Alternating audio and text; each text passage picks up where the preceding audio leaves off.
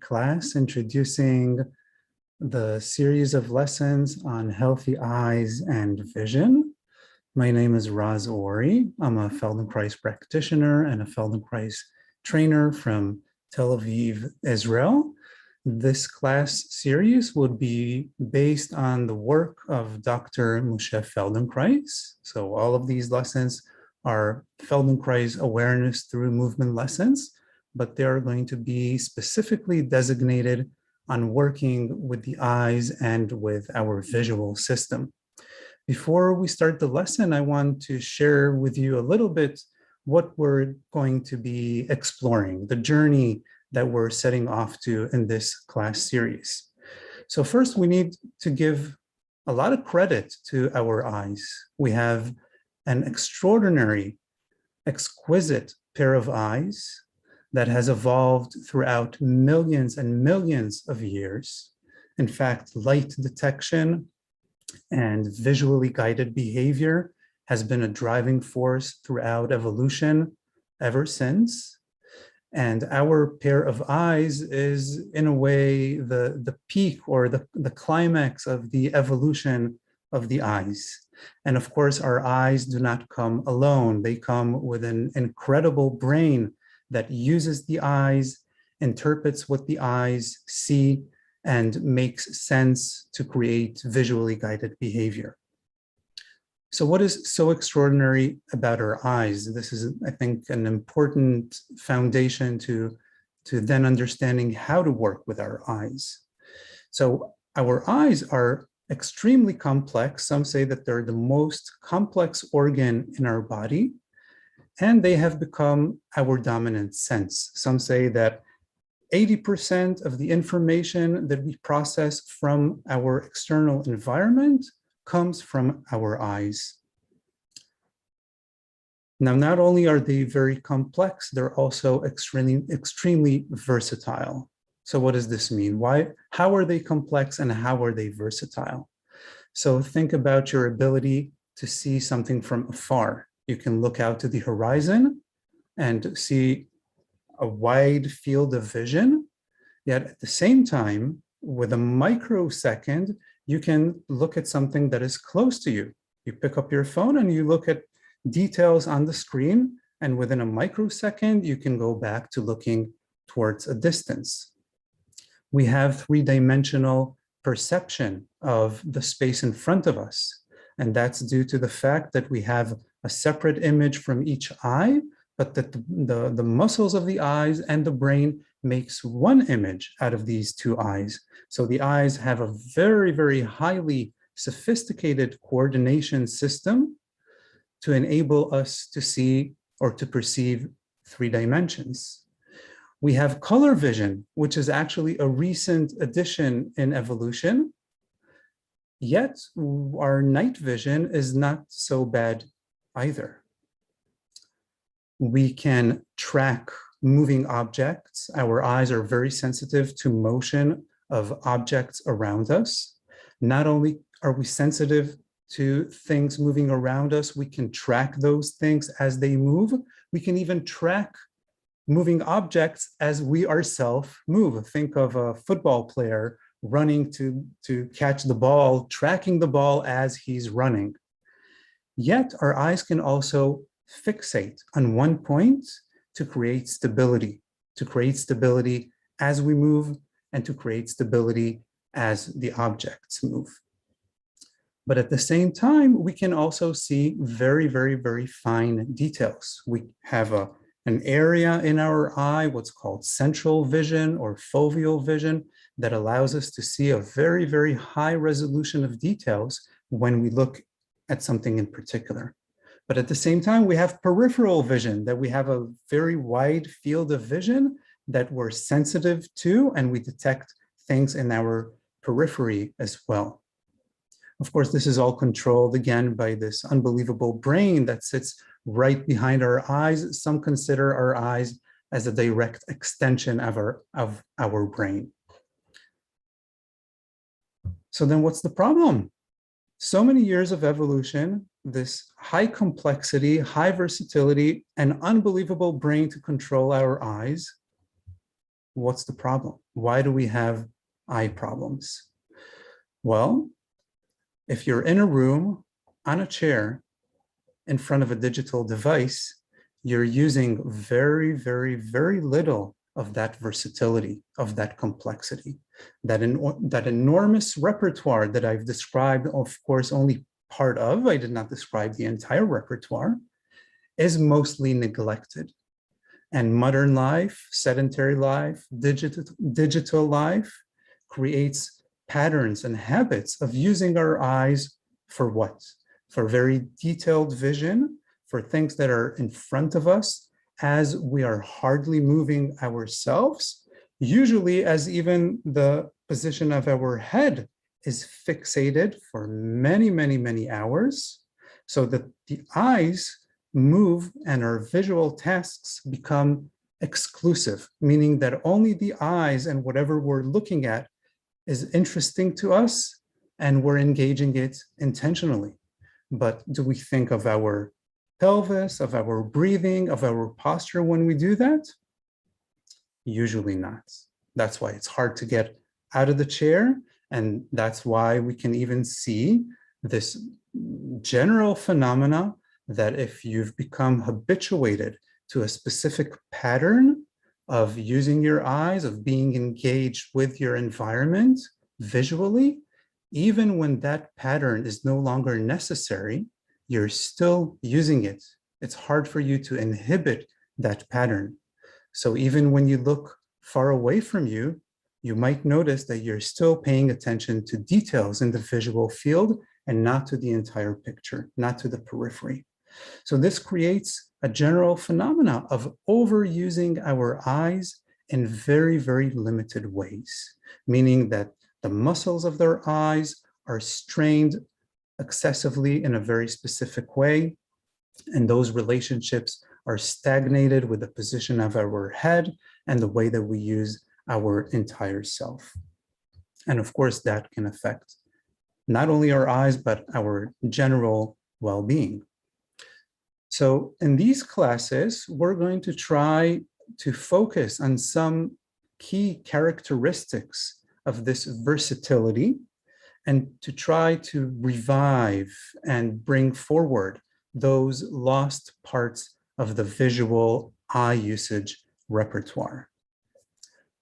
The interesting thing about how we're going to do it is that you don't need to leave your room. You don't need to go out onto the beach or out in a field or out in the forest. We're actually going to do it inside a room, sometimes even in seated positions, so that we can make the best use of our environment. Otherwise, it would become inaccessible to us. A general thing about the Feldenkrais lessons or the Feldenkrais method is that it's not a repetitive exercise system, but it deals with gentle movements that allow you to develop awareness and the kinesthetic appreciation to how you engage with yourself and with your eyes. So many of the lessons will offer things that you would benefit from repeating those lessons in order to be able to accumulate more and more of those new tasks, those non-habitual situations that we will try to venture into during the lessons. We're going to do a lesson mostly lying down on our sides. How to organize yourself comfortably to lie on your side would be very important. And Juniper is going to show us how to organize yourself lying on your side. We have these beautiful illustrations. Do you have the one without a pillow, without head support at all? So you see in this situation, not having any head support, the head is bent excessively in order to be supported on the floor. This could be an interference to the movements that we're going to do. Let's see, again, some head support. Oh, this is a great example of no, let's see the too much head support first. Go back to Yeah, so this is a great example of using a pillow that's too thick, too high. So now the head is bent towards the left shoulder. And again, this would prevent you from moving with ease during the lesson. And the ideal situation would be to use a thin pillow, a thin support that brings your head to be in line with your spine. So you would have an easy time starting the movements on your side with your neck and the back of your neck. Great, Jennifer, thank you. But before you lie down, we're going to start simply in standing. So while you get up to standing, you can organize your space to have some support underneath your head.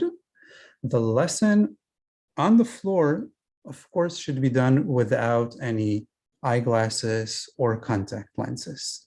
If you can do the standing part also without your glasses, that's good. I know that some people without their glasses, they cannot hear so well. So you might want to keep your glasses in standing, but definitely remove them while you're lying on the floor. So I want you to do a very simple thing. If you can close your eyes now that you're standing, if for some reason you find it difficult to close your eyes for balance issues or you feel unsafe, you might want to stand next to a table or the backrest of a chair so you can have your fingertips just resting on the backrest of the chair, just for balance and security reasons. If you have a very dominant light source, see if you can stand either with your back to the light source or with your front to the light source. But if the light source is coming from your side, it's going to influence the sensation in your eyes. And just take a moment to stand with your eyes closed, just for a moment. Good. And just notice the sensation in your eyes themselves. Most of what we're going to do will involve the eyes in whole body movements, but we're going to start with something specific with the eyes themselves. Just notice the sensation in your eyes.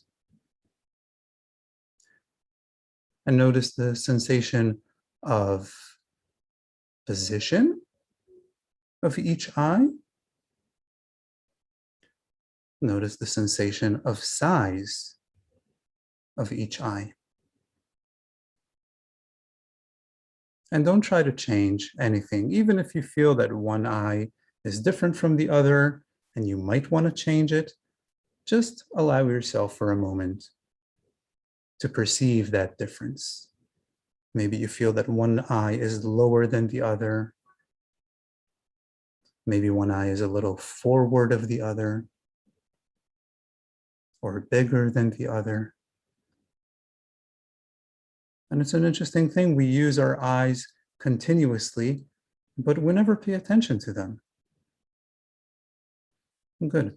Now, try to notice, even though you're with your eyes closed, can you feel that you have some sort of a direction to your gaze in relation to the space in front of you? Are you looking in a particular direction towards a particular part of that space in front of you?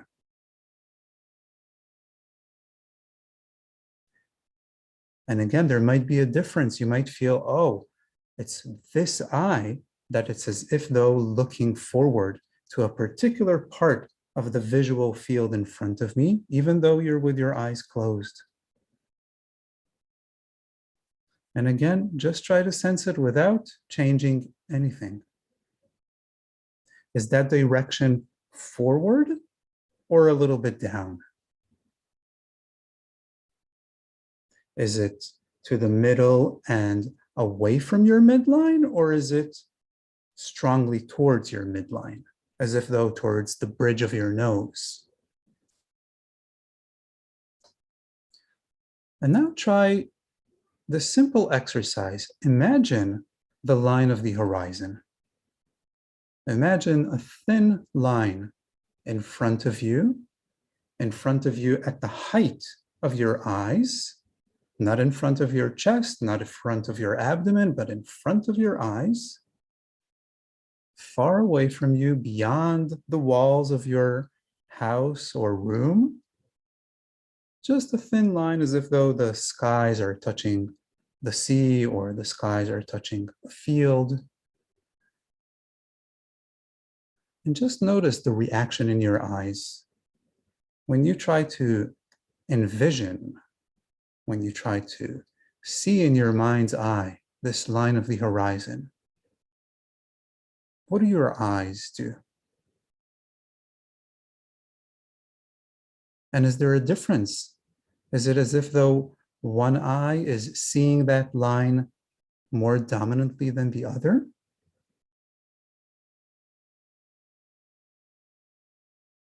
Maybe one eye sees a crooked line of the horizon and not a straight one, not a horizontal line of the horizon.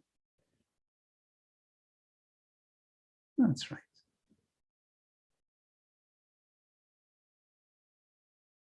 Good. And come lie on your back. We're going to start doing a similar thing, lying on our backs, before we transition to lying on the side.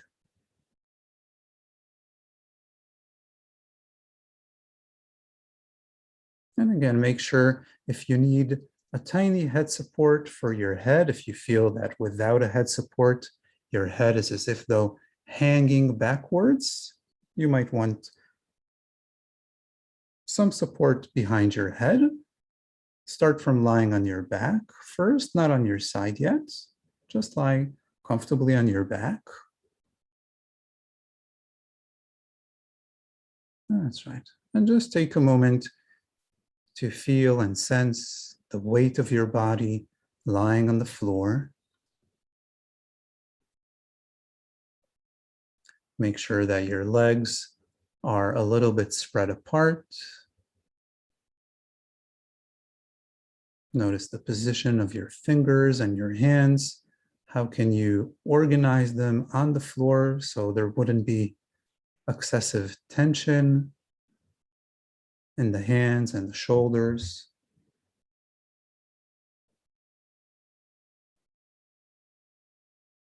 Notice the weight of your shoulders, the weight of your chest. Notice the weight of your breathing, as if though every time you exhale, you're a little closer to the floor. You're a little bit heavier on the floor.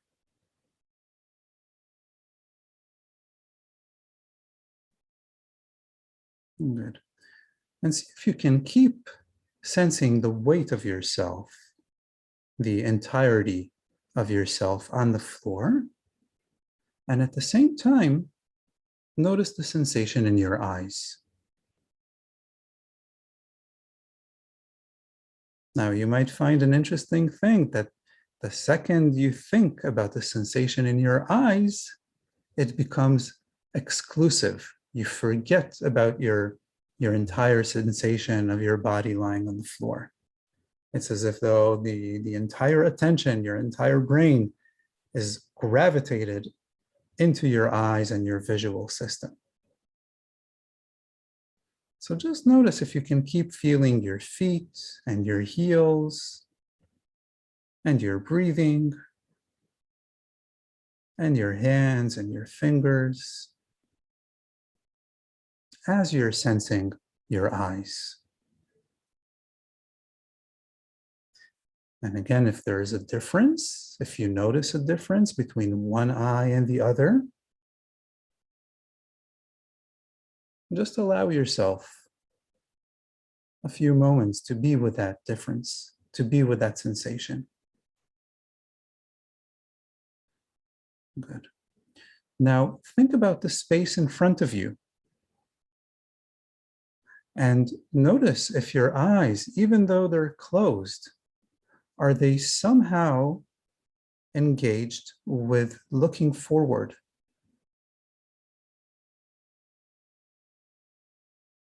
And maybe, again, you would feel that one eye is in a stronger, more dominant interaction with looking forward than the other, even though your eyes are closed.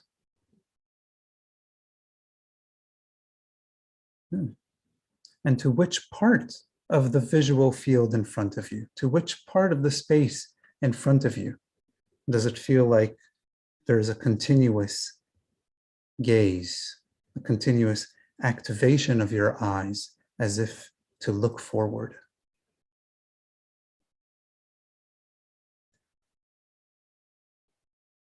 Good. And now what happens if we break beyond this forward gaze and we think about the line of the horizon, as if though on the ceiling or even above the ceiling towards the sky, there's a thin line right in front of your eyes, not in front of your nose, not in front of your chin, not in front of your shoulders, right in front of your eyes. But don't force your eyes to see that line. Don't force yourself to mentally, visually see that line. Just see what that thought creates. What sort of a reaction in your eyes just thinking about that thin line. And did you forget about your feet and your breathing and your fingers? Do the visual task have that tendency to overtake, to override the entire system?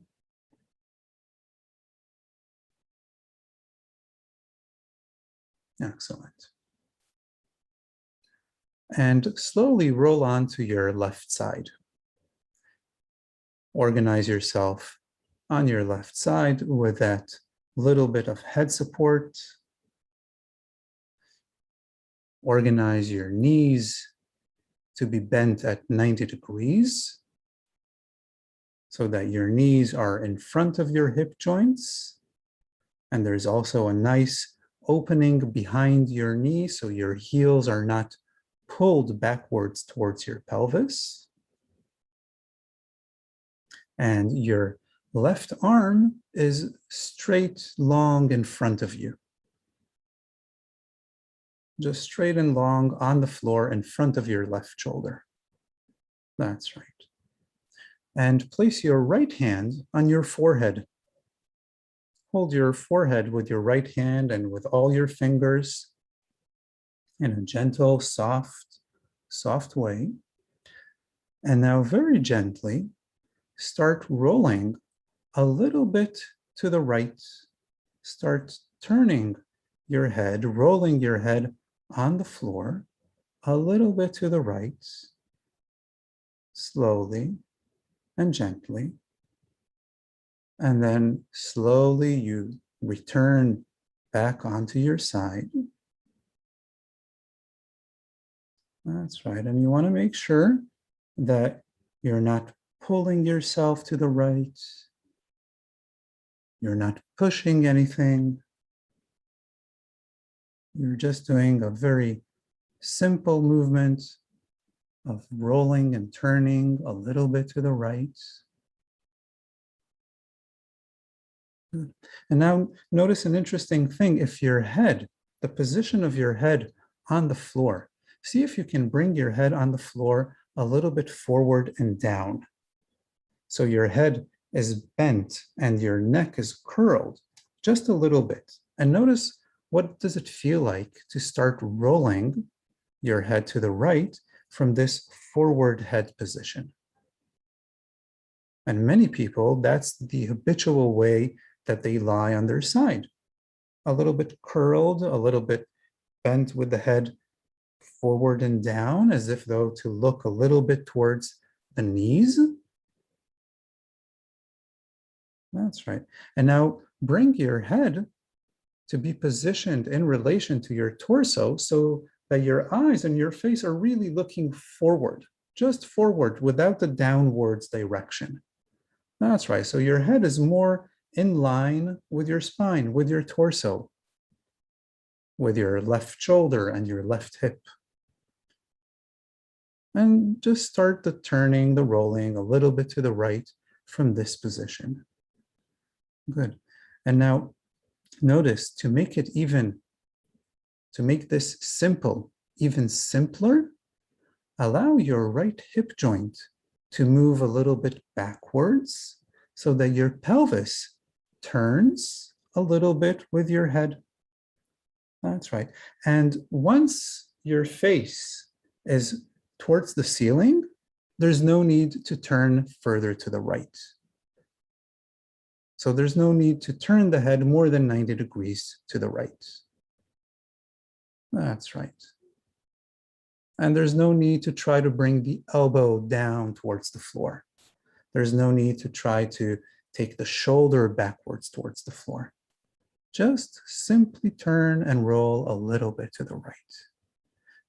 That's right. And if your knee is moving a little bit, sliding on the left knee, or maybe even lifting a little bit off your left knee, you would notice an interesting thing, that this movement is being done using your entire self. It's not your arm and your head or your neck. It's involving your entire self. Your entire right side is turning.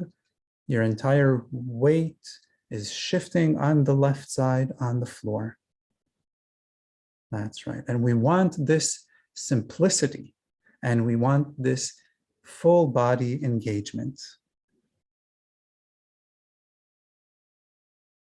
Excellent. Now, as you do it, as you keep doing the same simple thing, just notice the movement of your right elbow in space. See if in your mind's eye, you can see the line that your right elbow is drawing in the air, in space. There's a very specific trajectory that your right elbow is making.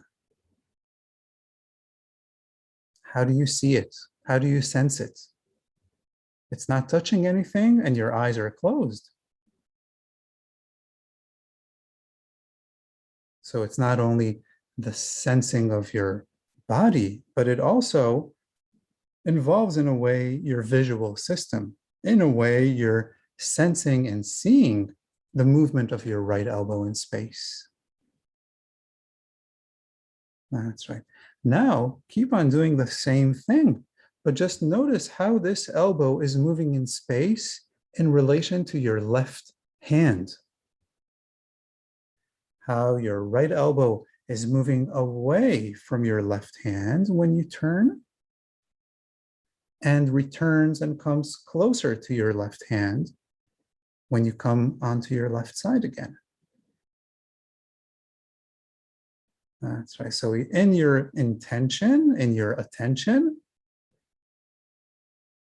using this simple movement that involves your entire self, you can add, you can include in it a more specific perception of the relationship between your right elbow and your left hand.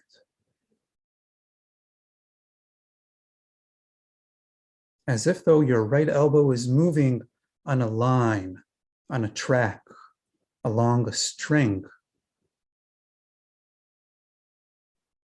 that starts from your right hand and moves towards your elbow and away. Good. Excellent. Come back onto your back and rest for a moment.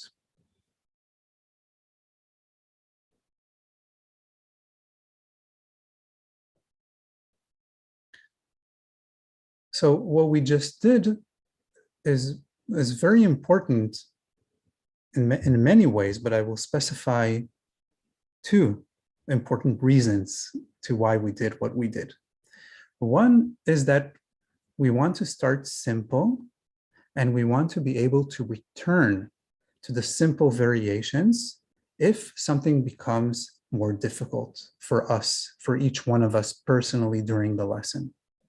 So when the lesson will evolve and continue, but if you feel that it becomes in any way too demanding, you can always return to the simpler variations with which we started. That's one reason. The other reason is that we want to involve our eyes and our visual system in a movement that is more inclusive, in a movement that resembles not sitting in front of the computer or reading a book in which the eyes are engaged exclusively, specifically just the eyes with almost no body movement, but we want to look for the antidote to that. The antidote would be that the movement is involving our entire self and the eyes are part of it. Come lie on your left side again. And we're going to do the same movement, but a little differently. So again, on the left side, just as you were a minute ago, your left arm is long in front of you, your knees bent at 90 degrees.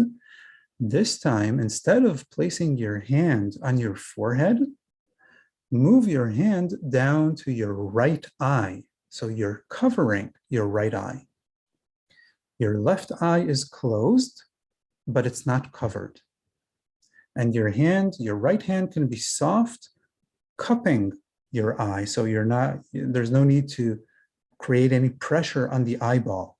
It's just cupping your eye, covering it so no light comes into your eye. Your thumb with all your fingers, your entire hand on your cheek, on your forehead, around the orbit, touching the bridge of your nose. That's right. And again, simply turn a little bit to the right, using the turning of your chest, the turning of your pelvis, allowing your right knee to be engaged and involved as soon as you feel that it can come along. That's right. So you're not looking for some fancy twist. You're just looking for that easy, non-effort rolling of your entire self.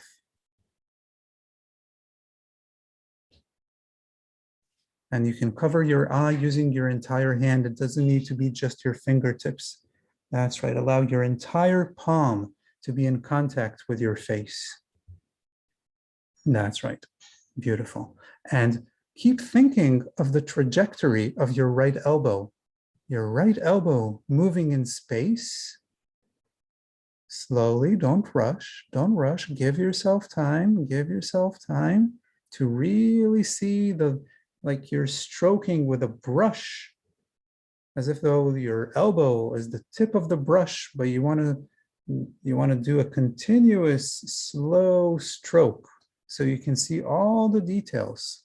You can follow all the points along the trajectory. That's right. But this time, notice, isn't it your left eye that is tracking your elbow?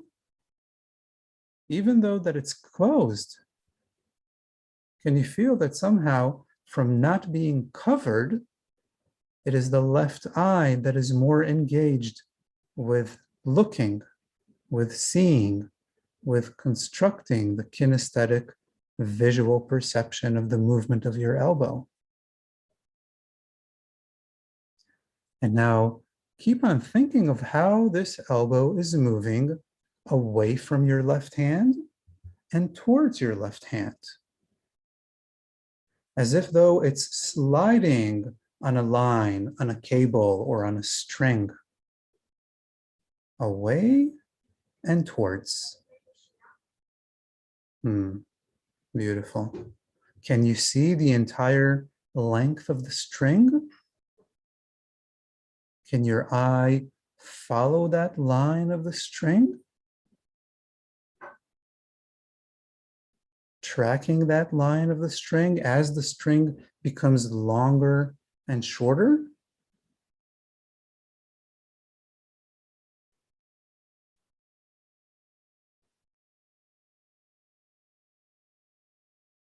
Great. Come lie on your back again and rest for a moment.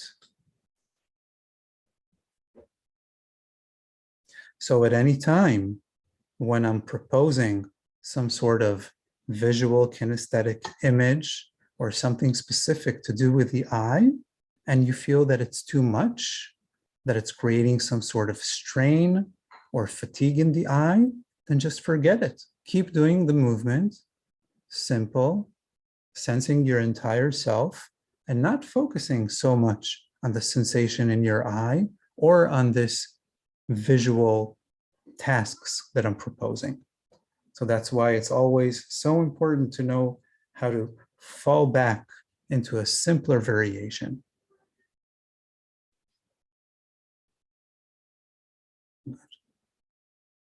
And just take a moment to notice if there is a difference between the sensation around your right eye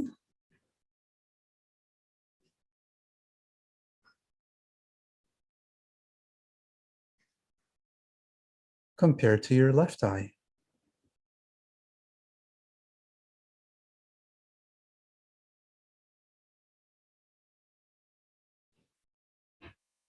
And slowly come lie on your right side.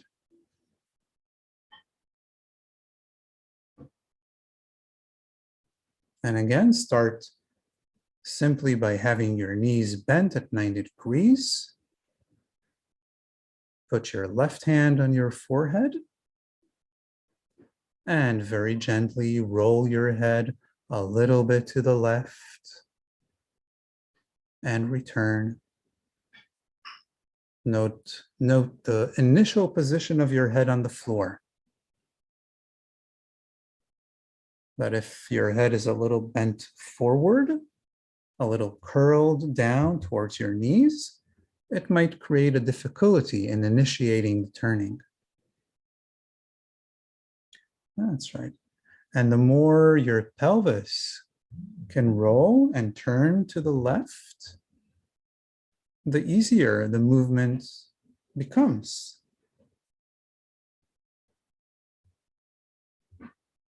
The sooner your left knee can be involved,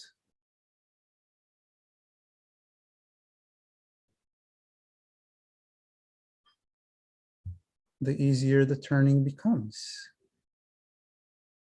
That's right. And feel again how your elbow moves away from your hand and towards your hand. If you do the movement too quickly, it will be hard to sense.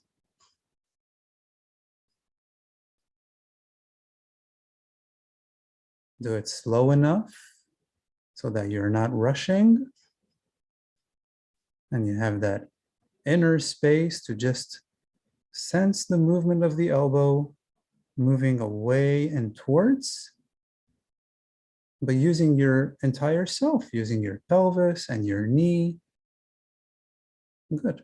And now cover your left eye. That's right. You can still have your left elbow up towards the ceiling. You can orient your hand. You can orient your hand in such a way that you're covering your eye and your fingers are on your forehead diagonally so that your elbow stays high towards the ceiling. That's right. And just keep on tracking the movement of your left elbow away from your hand and towards your hand.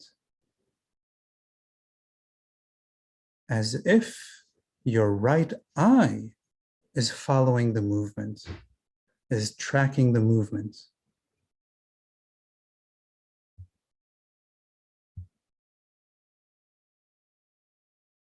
And maybe you can even visualize or imagine a string, as if your left elbow is moving along a line that extends from your right hand in this diagonal direction towards the elbow and over onto the left.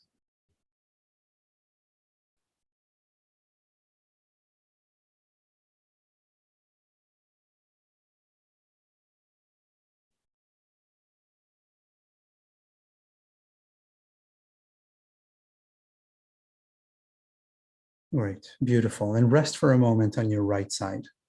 Bring your hand down and rest for a moment.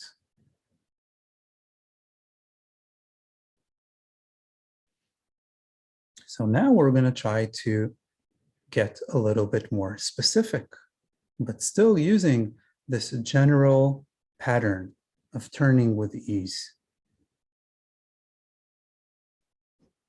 So whenever you're ready, cover your left eye again with your left hand.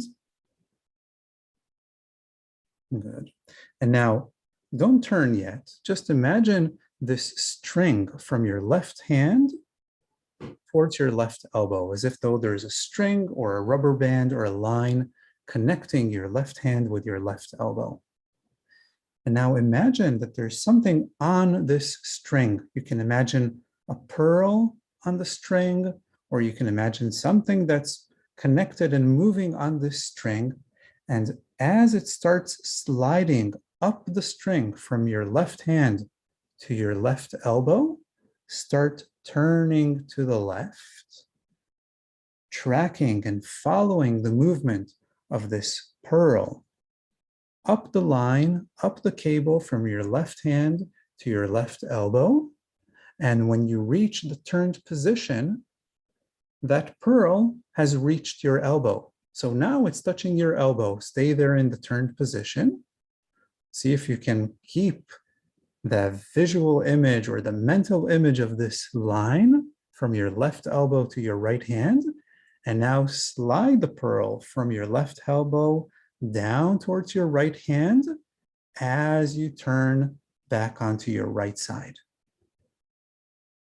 So it's as if the turning to the left, the turning back and forth is for tracking an imaginary pearl sliding on this string from your right hand to your left elbow.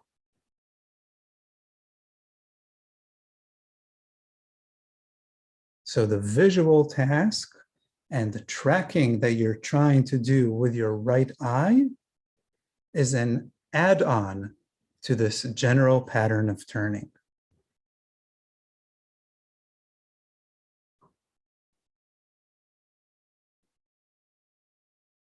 Good. And then stay turned to the left. Stay there. Organize yourself comfortably so that it's easy to stay. And in your mind's eye, see that line from your left elbow to your right hand. And now, don't turn, but just move the pearl from touching your elbow, move it in one go. You don't have to slide it, make it jump to the middle of the line. Where would the mid distance from your elbow to your hand on this long line, where would that middle place be? And then make the pearl jump to your hand, to the other end of the line. And just stay there for a second and breathe. Notice your abdomen, your knee. Make the pearl jump again to the middle of the line and stay there for a second. More than a second. Make the pearl jump again to your elbow. So you have these 3 positions for the pearl. That's right. And you allow the pearl to rest in each position for a few seconds. Noticing what do you do with your non-covered eye? How is your non-covered eye engaged in positioning the pearl on these 3 different positions?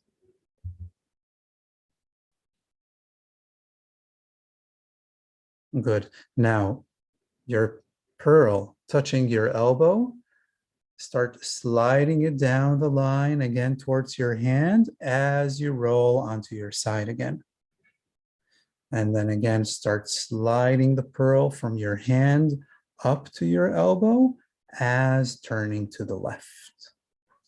So you're adding the movement of the pearl, you're adding the tracking of the pearl on the line to this general pattern of turning with ease and of turning using your entire self. And whatever element feels like it's too much for you, then you leave it and you continue with what feels good and supportive and nourishing.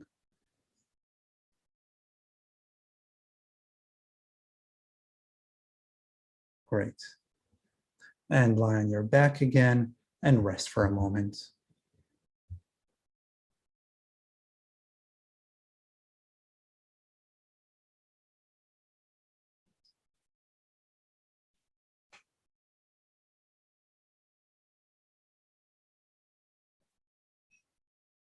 Notice again the sensation in one eye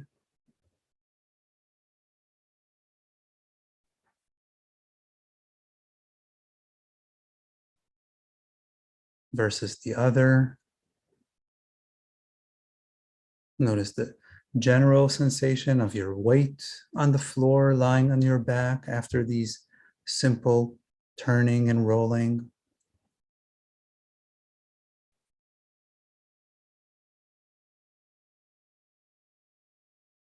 Come again, lie on your left side.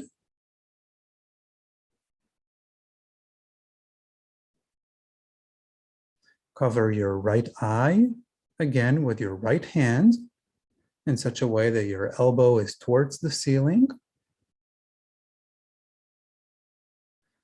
That's right. Simply roll, turn a little bit to the right, using your pelvis, allowing your knee to join in as soon as possible so that you can feel that you're moving your entire self, even though you're doing very, very little.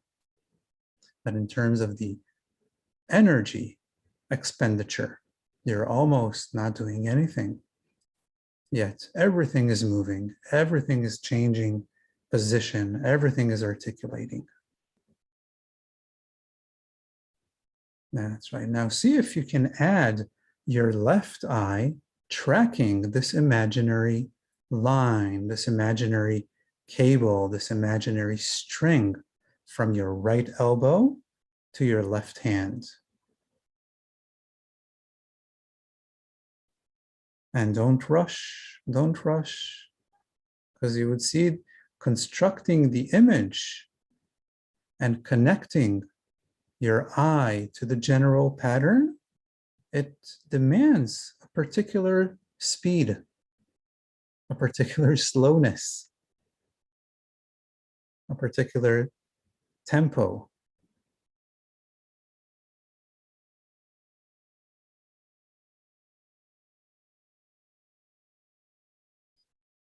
And again, don't make any effort to imagine or to sense things that do not come easily, because that would just be counterproductive. Just have a general thought, a general image of the string or not. If you see a pearl, that's great. If you don't, forget about it. It might appear later.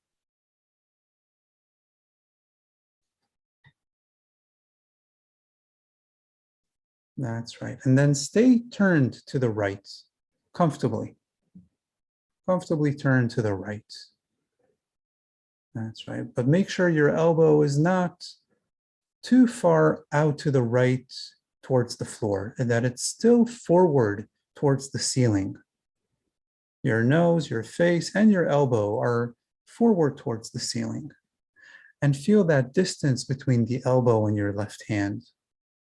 Just feel that distance.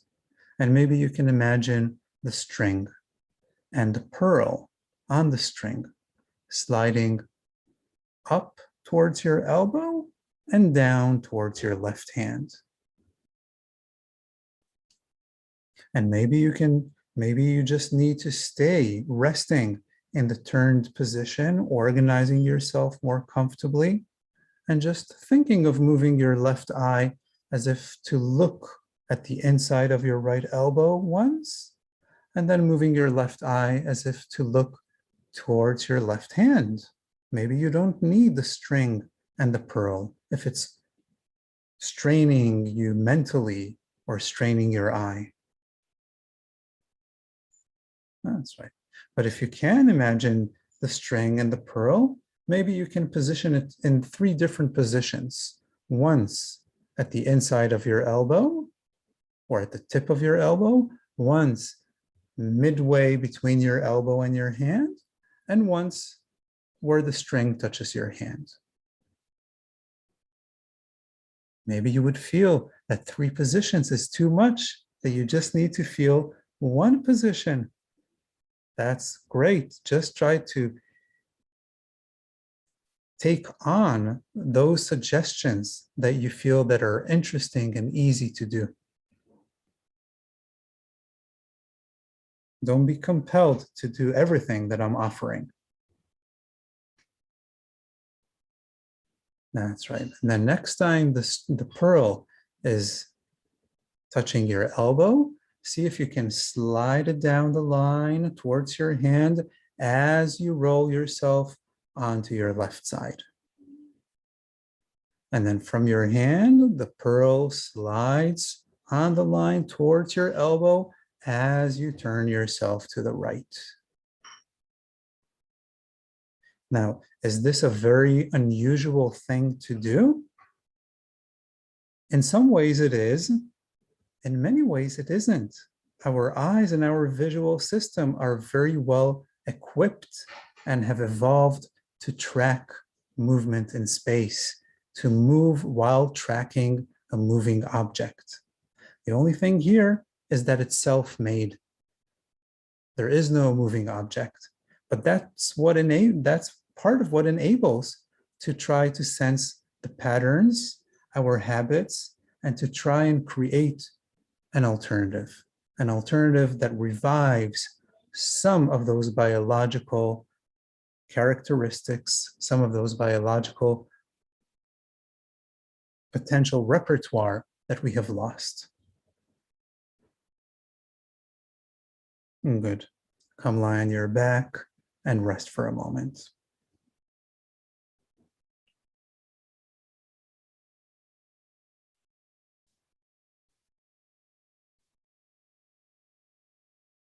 Now, I will confess that the image of the string and the image of the pearl is something that I have been personally working with for 2 decades. At first, it would come and go. The string would be cut off, the pearl would fall, it would disappear. So it takes time to accumulate from the experience the ability to build those visual images. But I must say that every time I did it, I was shocked by the sensation and by how it exposed so many distortions in the eyes, in the organization of the eyes, so many badly adapted patterns of using my eyes. Okay. Come lie on your right side again.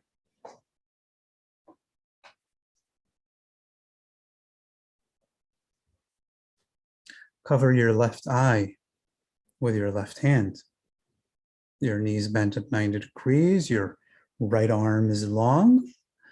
And this time, just make a small change in the position of your legs so that your left foot is on the floor a tiny bit behind your right foot. Your knees are still one on top of the other. Your left knee is on your right knee, but just make sure that your left foot is on the floor behind your right foot.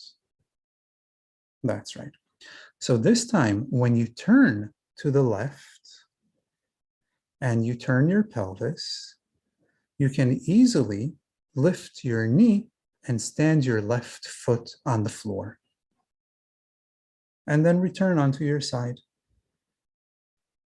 So your left knee, you start from having your left knee on your right knee, as we did before. It's not on the floor in front of you or behind you.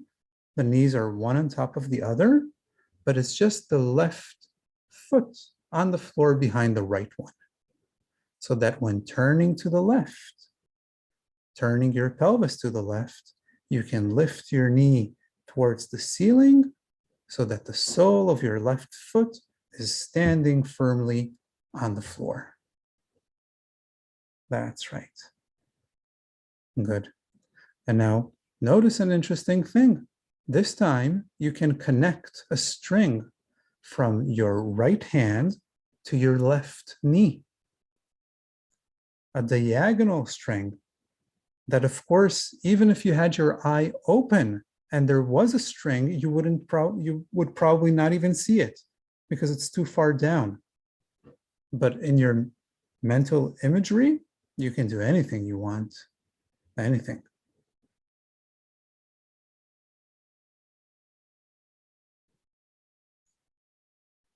That's right. Good.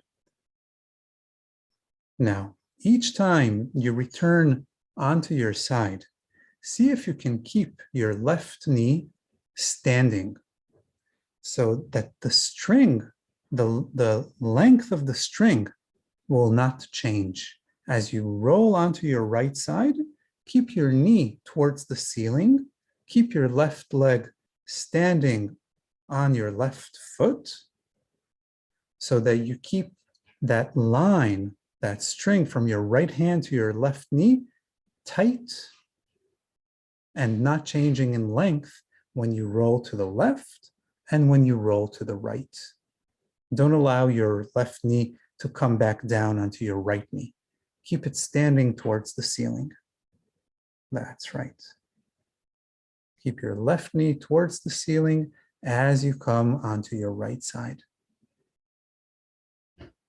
So the length of the line doesn't change. And what does this enable you?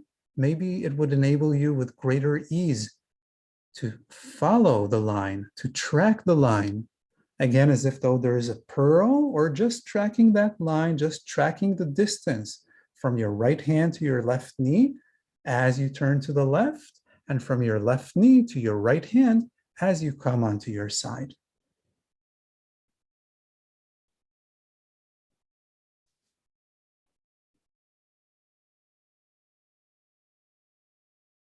That's right. Beautiful. Stay on your right side for a moment. Bring your left knee down. Bring your left arm down. Just rest for a moment on your right side.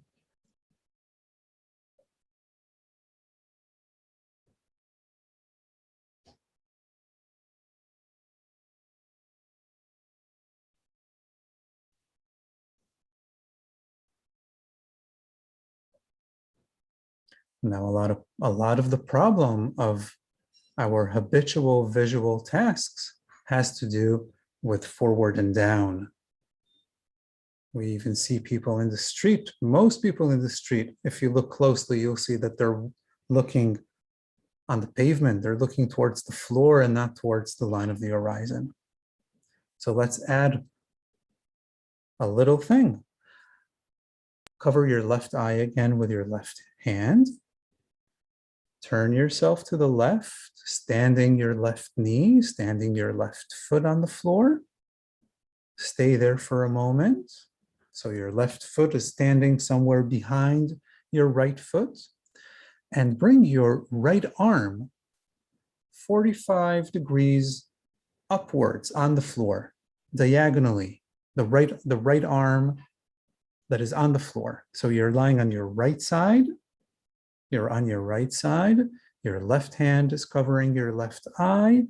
You're turned to the left and just change the position of your hand to be towards the corner, the upper corner of the room, 45 degrees at an angle above your head, not downwards towards your knee, but upwards, away from your knee. That's right. And now keep on turning onto your right side with your right arm in this 45-degree angle, bringing your knee down with you and then standing your knee back up. That's right. So you're opening your entire torso and your left knee like a door hinging on your right hip joint, on your right shoulder. That's right. But now where does the string start from? It starts from the right hand, doesn't it? But your right hand is a little bit above your head now. So if you want to see the origin of the string, your right eye looks a little bit upwards, a little bit towards your right hand. So keep tracking that imaginary line from your right hand to your left elbow that now is oriented more up and down than right and left. There's more of an up and down distance from your right hand to your left elbow that's greater than the right and left distance. Good. And every time you return, keep your left knee towards the ceiling. Keep your left leg standing on your left foot. So the distance, the length of the string doesn't change. And maybe by not changing the length of the string, you'll have an easier time following it, tracking it, seeing it in your mind's eye. But now when your right arm is a little bit above your head, the string goes to the right and upwards above your head.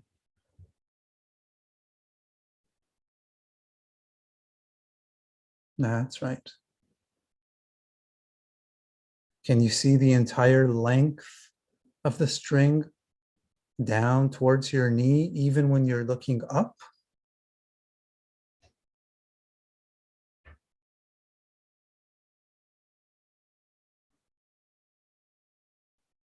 Excellent.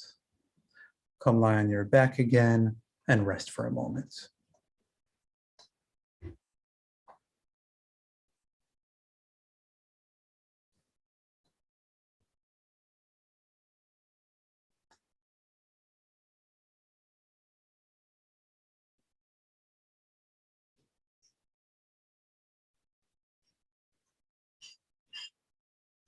And come lie on your left side. Organize your right foot behind your left foot. Cover your right eye with your right hand.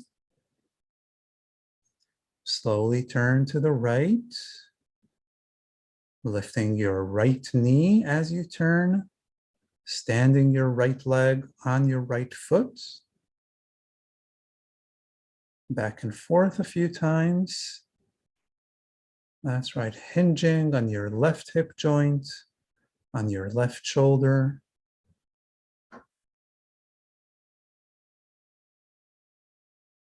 Make sure that your foot is somewhere on the floor that's easy for you to stand your knee above. But it's a good position to bring that knee into standing.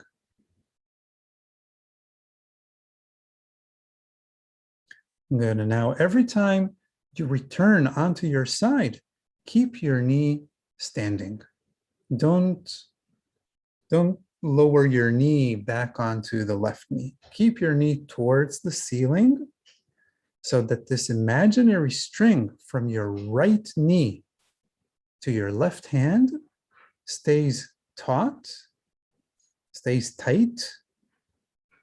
The length of that string doesn't change.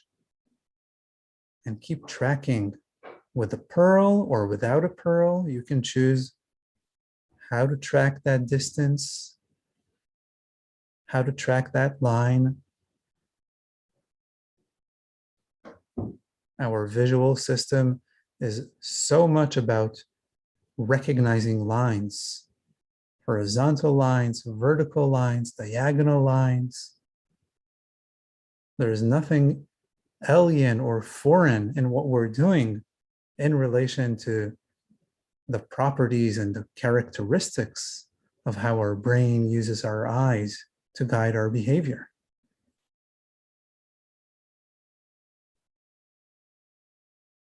That's right. Now reposition your left hand to be a little bit above on the floor, 45 degrees angle, diagonally above your head. Just at a 45 degrees, not underneath your head, just a little bit towards the corner of the room. That's right. So this line becomes longer because the left hand moved away from your right knee. It becomes more diagonal. And the origin of the line starts from above your head. So if you want to look towards your left hand, you need to look a little bit upwards. You need to take your head a little bit backwards. That's right. So you have this long, thin line going diagonally from above to the left of you, down to your right knee. And just notice which parts of this line do you see clearly and which parts do you not? And can you feel good about yourself that some parts of the line you can sense and see? Not all of it, not the entire length perhaps, but some, maybe just a point, a starting point, maybe just the origin. Good. And come lie on your back again and rest.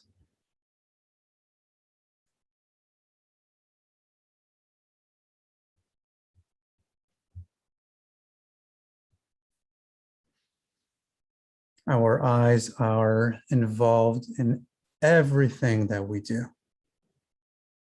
Because vision is our dominant sense, there's almost nothing that we do intentionally that does not involve, in some way or another, our eyes and our visual system.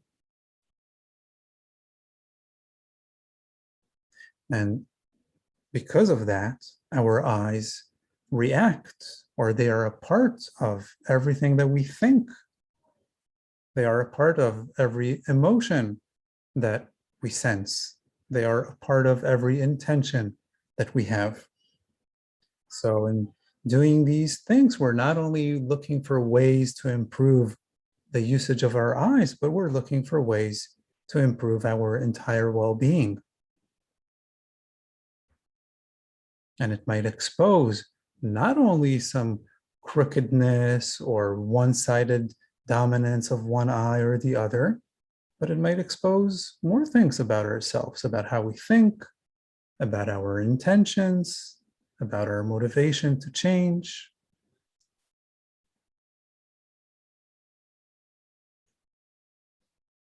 Good. And just notice the sensation in your eyes again. Just resting the weight of your body on the floor, resting the weight of your hands and fingers. Are your eyes resting? Or are they engaged with looking?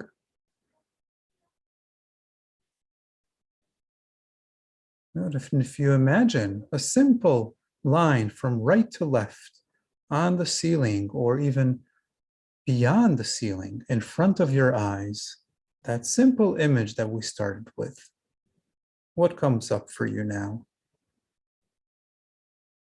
And maybe you'll feel, no, I don't want to think about that line right now. Something else is catching my attention. There's this or that that I feel that I just want to be with. Be with it. Good. And slowly come back up to standing. And this is how we started. If you can stand up and be in standing for a moment or two without glasses, then that's good. If you need to place one hand or both hands on a piece of furniture, on a chair, on a table, so that you can stand for a moment with your eyes closed. And again, just notice the overall sensation of yourself in standing. Notice the sensation in your eyes. Notice if they're engaged in looking towards a particular part of the visual field in front of you. And what happens if you think about the line of the horizon?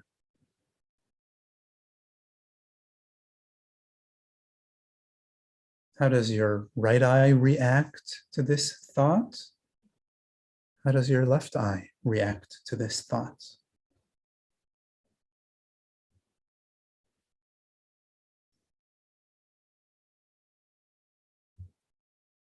And I advise you to gradually open your eyes whenever you're ready, and to take a moment still and standing, looking around the room, getting familiar with the visual, with the real, the true visual scene around you.